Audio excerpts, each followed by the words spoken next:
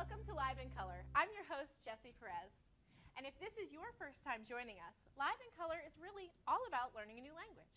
And just as it takes practice to become fluent in a language, it takes practice to become fluent in color too. Learning your colors, though, can help you be more successful in every area of your life, both professionally and personally. And who couldn't use a little more of that, right? I love doing this. I get to interview really cool guests with fascinating topics. And as we explore our guest topics, we'll get to use color to explain who they are, that draws straight from their temperament. Our guests have actually participated in an assessment before the show that reveals their temperament color spectrum. And this isn't some mystic phenomenon. It's actually based on centuries of scientific research. But it's fun, too. You know, big successful companies have been using this to help build teams for years. And until recently, it's been reserved for the fortunate enough to be able to work for big companies that can pour big dollars into professional development. But today, I'm bringing it to you. Now, as you watch, you may even begin to discover your own colors, or the colors of those around you. As we listen to our guests today, we'll be able to pick up on their colors, and I invite you to play along. See if you can guess our guests' colors before I can.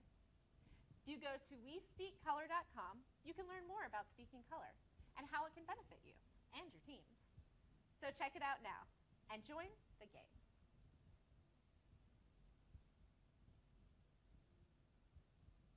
And now for my favorite part. I have a very special guest with us today. We have a lot to talk about. So I think that regardless of your particular interests, you're going to find something that's just for you. I'd like to welcome to the patio, Crystal Duggar. Thank you. Thank you so much for joining us. Hi, thank you so much. It's an honor to be asked. It's great to have you on the show. And you know, I know that there's so many things you have that can really just bless us today. And so I know you're a hospital executive and you started out as a nurse. That's right. And so tell us, how did you get to where you are? Well, I actually, I never thought I would be a nurse. My mother always said I would be a nurse, and of course she's always right. But I never thought I would be a nurse. I always wanted to be in charge, and I thought nurses weren't in charge. Come to find out, nurses are in charge of a lot. Okay. But I went to school to be a physical therapist and found out really quickly I didn't like that. And so ended up in nursing school, fell in love with it, and again, being stubborn and hard-headed, I said, well, I'll be a nurse, but I won't be an oncology nurse. I'll do any type of nursing except oncology, cancer nursing. And sure enough, my very first job out of school was cancer nursing, and I've been in cancer for years. I've worked in cancer care for years and years and years, but have changed roles throughout those years. So I absolutely love nursing, but I've actually now become an executive. I went back to school to get my MBA later in life. Okay, well, that's awesome. And as you're going through that, you said you love nursing. What are some of the things you love about nursing? Yeah, so actually, just not knowing what your day was going to be like, being able to walk in and see all the different patients, not having something that was monotonous. You know, I would walk in and I may have a patient that was really having a hard time that I was going to have to come in and spend all evening with, and I would get to build a relationship with them. But then I'd have another patient that I could go in and do something very small and be able to really impact them. Also the impact.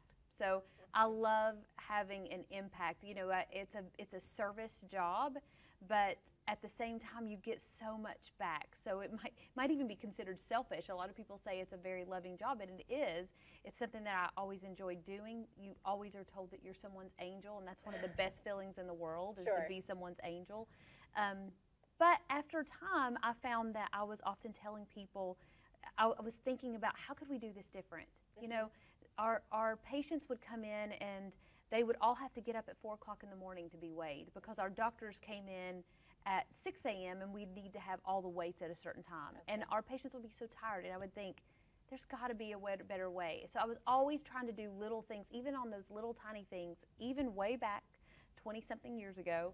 I was trying to find ways to improve the way that we did cancer care. And that really changed, it moved my career into more leadership. And nurse navigation, which I'd love to talk about too. Yeah, well, tell us what is nurse navigation? What is nurse navigation? So way back in 1998, Harold Freeman, we call him the grandfather of nurse navigation, but he found that African American women in Harlem they were dying from cancer, and at a higher rate than other women, breast cancer patients. And so he decided, why was that? Well, it was because they had the same pathway. They had the physicians were offering the same care, but they had so many barriers, or lack of education about the cancer, or lack of education about the treatment, or barriers to receive their care, that he thought if we could have someone that came in and helped them with transportation, or paying for certain things, or educating them about the different treatment pathways, maybe they would stay on their pathways, and then they would have better survival. And sure enough, that's exactly what he proved. And from that, the industry as a whole said, okay, this is something, there's something to this. There's not many things that impact survival like this. Yeah. And so cancer navigation became a standard of care across the United States. Now, we've in the organization I'm in, we've changed up cancer navigation a little bit. Okay. But I did get the privilege of being the first navigator in Tennessee. Oh, wow. Which was scary because I wasn't sure that the job was going to be there very long. Sure. Was this thing going to work out or not? That was in 2000.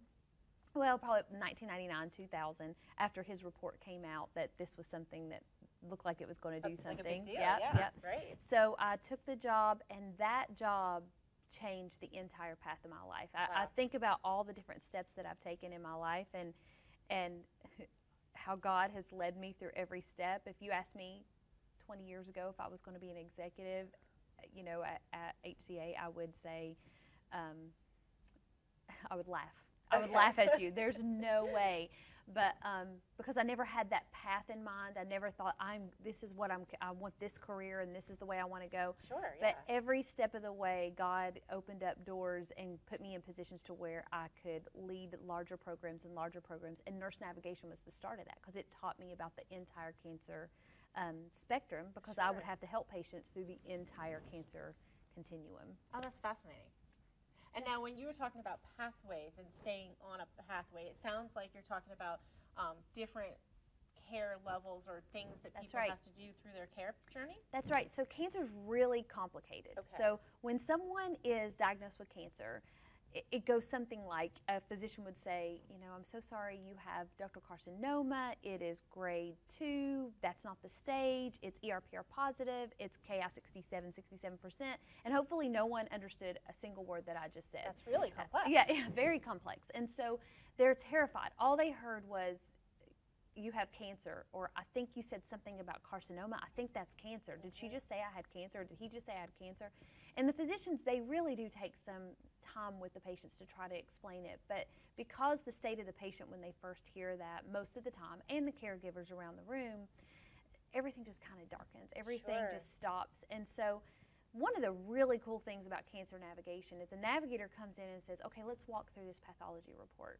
Which a pathology report is just it's a example of the tissue. It actually tells what the breakdown of the tissue that they remove from a person's body in order to diagnose their cancer. Okay. So they walk through that entire process, and they explain every step of the way, and they start talking about what the next options that the physicians have suggested, and they start to connect all those dots for them. Oh, how wonderful. So it's like having a friend in healthcare that's going to walk you through the entire process. That is also not just looking at your clinical condition, but is thinking about, okay, this person is also a mother, and she's also a sister, and she's also a daughter, and she's also, she has all of these, she's also an executive, or whatever it is that she has, or whatever, or she's a leader in her church, or she teaches a Sunday school class, and she means a lot to all these people. So she's helping that person continue to be that person. Me to be Crystal, you to be Jesse. She's helping us to be that person, or he, as they have their cancer. So their emotional support, educational support, and then also the cancer support. They have that clinical knowledge to say, okay, here are the options. Let me help you to understand the limitations with each, the positives, the negatives with each, so we can weigh that out and help you to make a decision about your cancer care. That's really powerful. It's an amazing job. It became my ministry. So whenever I found this role, well, nursing was already a great role, right? Sure. Yeah. I got to help patients every day. But when I found this role, it was pulling the whole picture together, and it was like, wow, this is what. And my faith is Christian, and so for me, my job had to be something that was more than just a job. It had to be something where I felt like I was impacting people and changing lives of people and having opportunities to share God's love with everybody I was with. And navigation was perfect for that. It was like, how how has this perfect job been made and I just now made aware of it? Well, because it just existed, right? Yeah. But also let me learn so much about the whole continuum. It was really hard to make the decision to become an administrator rather than a navigator, because I felt like God had put me in this place to do these amazing things and to to help these cancer patients through step by step. And I got to work with hundreds of patients a day, or a year, not a day. But as time went on, I found out that, if I could help develop navigation across, honestly, all I thought that I would ever do is in a community that I was in, a smaller community I was in. If I could do that, then honestly, being a nurse, I made it. Well, then it was, wow, I have made it. I am done. If I died tomorrow, I've made it.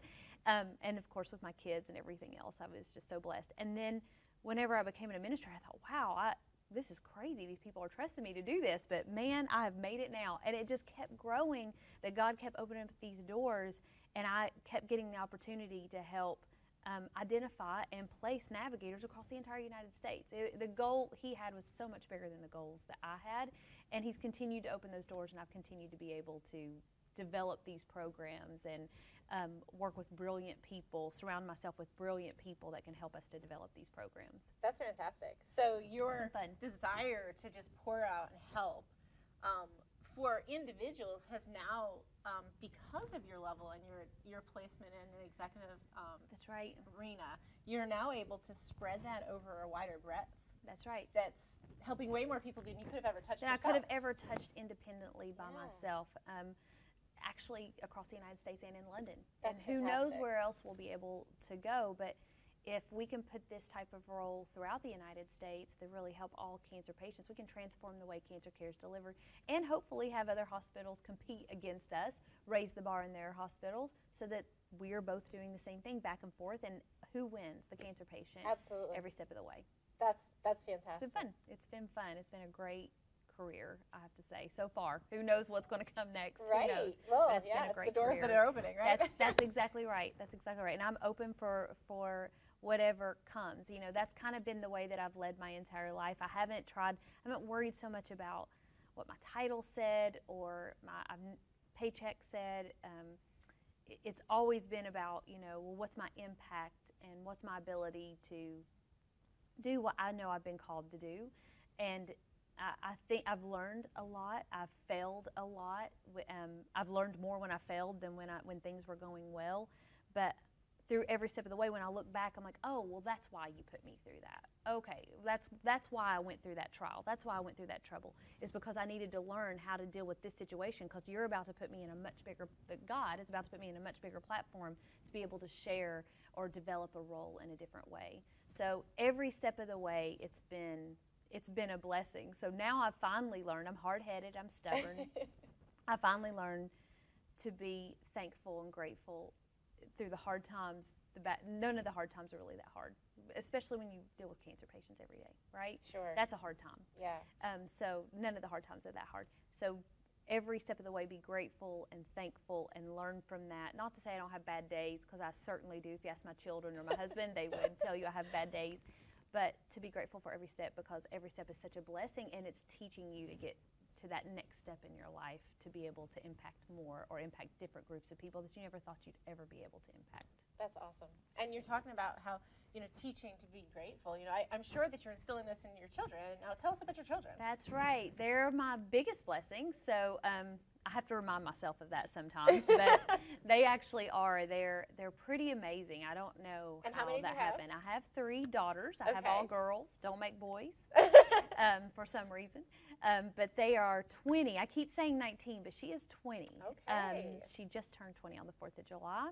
I have one kind of following in my footsteps. She's going to be a nurse. Okay. And is at Tennessee Tech University in nursing school, doing very well.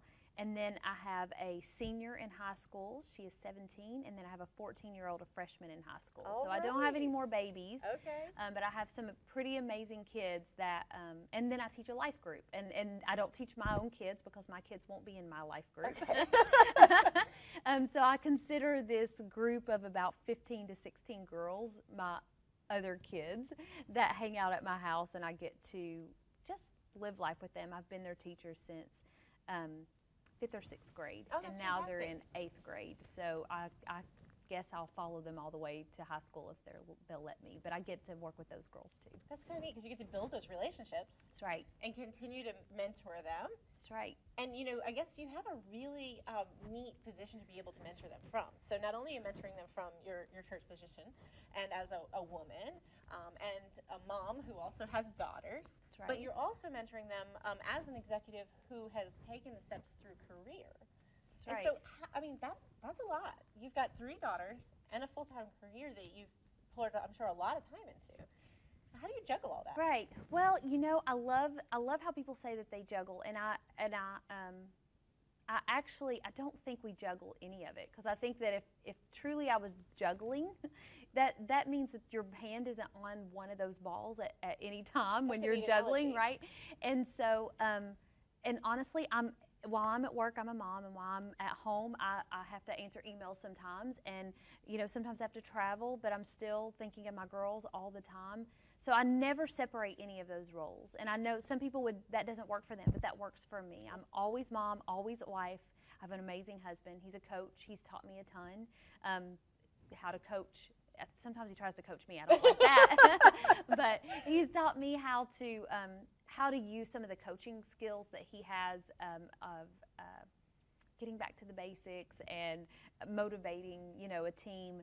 I use a lot of those skills in the work that I do. Sure, yeah. But juggling, I always think that's an interesting word, and I love when people ask me that, because I do think if you're going to have a career like this, that you just have to, you can't box yourself in little boxes. You can't compartmentalize too much, because you're going to have to answer an email at 7 o'clock at night, and you can't beat yourself up about that. Mm-hmm. You also are going to be at home, and your kid's going to forget their lunch, and you're going to have to take that, and that's okay too.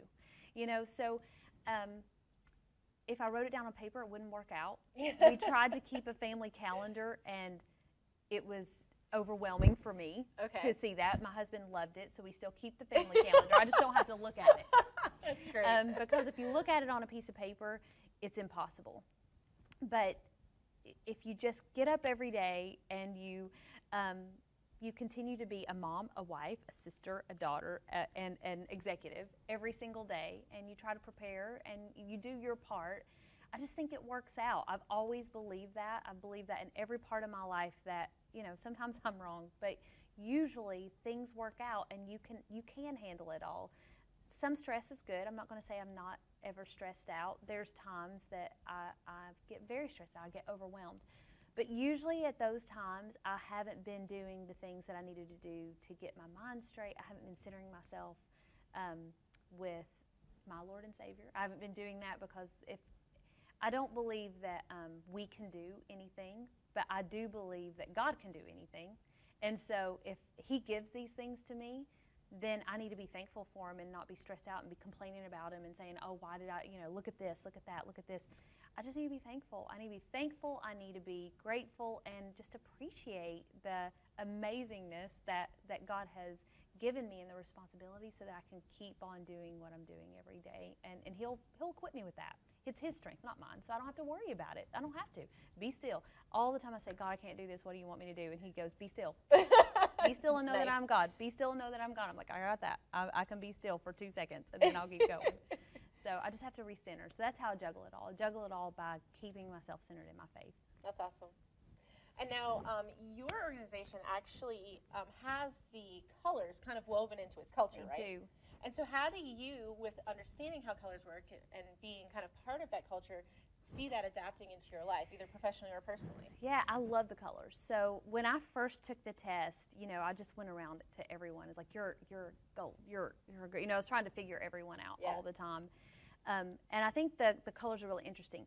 What I think happens when people first take the test is they want to know who they are. And I did too. You know, it's all about us most of the time. So it's like, what am I? What am I going to be? What am I going to be? But really the whole point to me is to figure out who the people are that you work with, so you learn how to engage and work with them and understand how they work through different issues, or how they think and how they think differently from you. I've always surrounded myself with people that had, even my husband is my opposite. Okay. My employees are usually my opposite. Not maybe in all ways, but in a lot of ways. And so I like to set vision. I like to develop strategy. I like to be their dreamer, and I like to be a couple steps out. Like the steps may not even be built yet, but I like to be on that cloud, seeing what this could look like. I like to set those visions.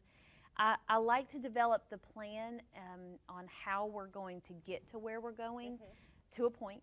But then I like to work with my team, who I always hire people that I believe if you're the smartest person in the room, you better run. You better get out of there, because you're not going to do what you could do if you had just brilliant people around you. So I've learned that if you really understand your colors, it's a blessing and a curse to hire people that are opposite from you. It's a blessing and a curse to be married to someone opposite from you. But if for example, if I'm the one that, if it's only my personality and someone that has my colors, then we're not going to get done what we need to get done. We're going to dream all day. We're not going to focus. Every squirrel that passes, we're going to see it, right? And in my home, if I'm the one in charge of the budget, then we are going to be in debt. I mean, that's just all there is to it.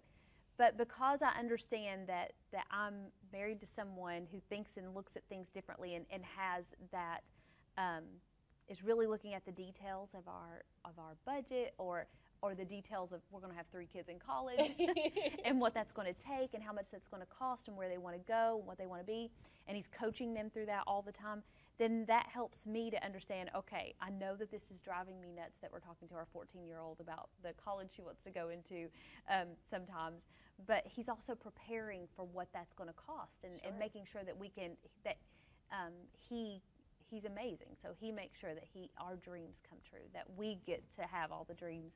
And a man that has 4 girls, trying to make sure that 4 sets of lady dreams come true with all the things that we want to do, and having a wife who is an executive and believes that they're going to conquer the world, and tries to instill in them that they can conquer the world.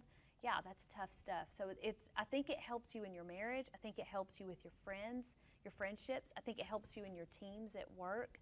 I really believe in the process. I believe in it with all my heart. And I believe it also, if everyone else understands it too, they also understand, don't schedule a 4-hour meeting with Crystal.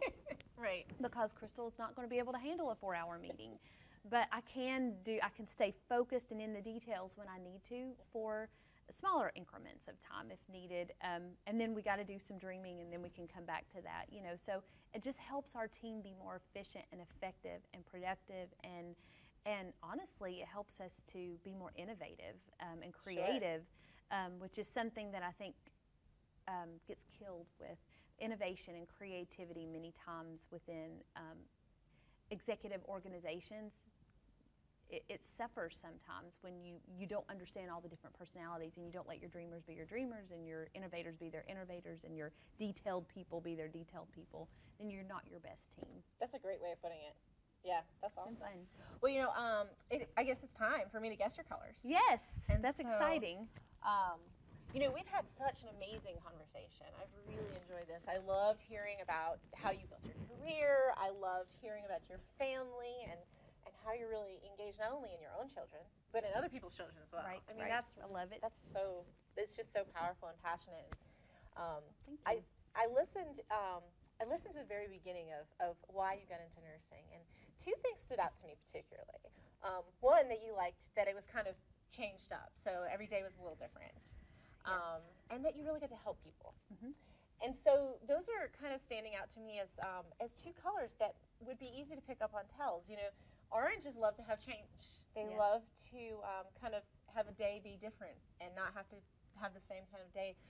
And towards the end, you talked about spending, and how if it were up to you, you would have no money. And yes, oranges happen to be spenders as well. Yeah. Actually, I did not realize money, that. Actually, they are. See? I can't help it. And when it comes to the colors, they actually spend money in different ways. And so oranges like to spend on fun and bright and shiny and all that good stuff. Whereas the blues, they like to spend too, don't get me wrong. So blues like to spend, but they're going to spend on somebody else. I want to buy my daughters this, so I want to do this for them and that for them, and I'm hearing that a little in there as well. Yes. Now I'm going to just assume your husband's probably in the gold range. Extreme. Extreme gold. He likes to, He's golden. He likes to make sure you have everything accounted for. Yes. And so if he's your opposite, I'm going to put your gold at the bottom. Okay. But and just talking about the financial things to be able to, for our audience to be able to understand the rest, our greens, all of them spend to an extent, right? But our greens are kind of different about their spending. They like to diversify because it's all about logic, right? Right. So I'm okay with spending a little bit as long as it's on something that is quality. I don't want something that's going to break. I want something I can use for a while. It's a good quality piece, right? Yes. I don't want to waste my money on junk. Yes. But then they're like, well, I can't spend it all because I need to have a little in savings. But really, I'm going to focus majority on how can I build more money. Yes. So investment. So whether that's investing in real estate or investing in yourself or your business or whatever it is, right. That's going to be kind of their wider piece of the pie. Whereas your golds, they like to count money. Yes. They like to have it in the bank. They like to know it's there, and they like to count it. Yes. Yes. Saving is good. Yes. And they will spend as necessary, but that's not really, if you get all of these in the room and you start to talk to them about how they spend, it's really interesting because the entire gold table will have the same idea about spending. The entire green table will have the same idea about spending, and the gold and, right. and the orange and the blue, and we don't think of ourselves like that orderly as far as how we're wired. We're like, oh, everybody's just different. This should be a part of marriage counseling. I know, right? Before you get married, you need to understand this. So I would say, based on everything we've talked about, your whole passion about helping people and getting into that, and what you're doing with your group with the girls, I'm gonna put your blue first. I did say I'm putting your gold last, so sometimes it's easier to rule one out. Yes. And you said the calendar makes you crazy. Golds love their calendar, so we're looking now at the orange and the green. And so I heard a lot of strategy when you were talking about wanting to build things, but I heard throughout your entire life about you're wanting to be having change and mix it up and have the spontaneity. So I'm thinking you do have a high influence in green, particularly in your role now, but I'm hearing this a little bit more throughout, so I'm going to put this as your second color. And are you ready to reveal your colors? Yes. Yeah. All right. So, let's see. Okay. See how well you did. Oh my gosh, I got it. I got it perfectly. Exactly. Look at this. Exactly. That's so amazing. So actually, that's exactly right. My green actually has shown up more later in my life as I've taken executive roles. Sure. And at work, I would say I turn my green on quite a bit more, which surprises me, I guess, but I will probably always lead with my orange and blue. I like the risk. I never thought of myself that way, but when I look back at my life, I guess I am a risk taker, but I've never felt that I was a risk taker. Sure. So, and then of course my blue, definitely. So yeah, that was fun. Well, I'm so grateful, and thank you so much for coming on the show. I've learned so much. This has been great. I know our audience has too. And so, wow, you had so much to share. Thank you so much. No, thank you. Thank you.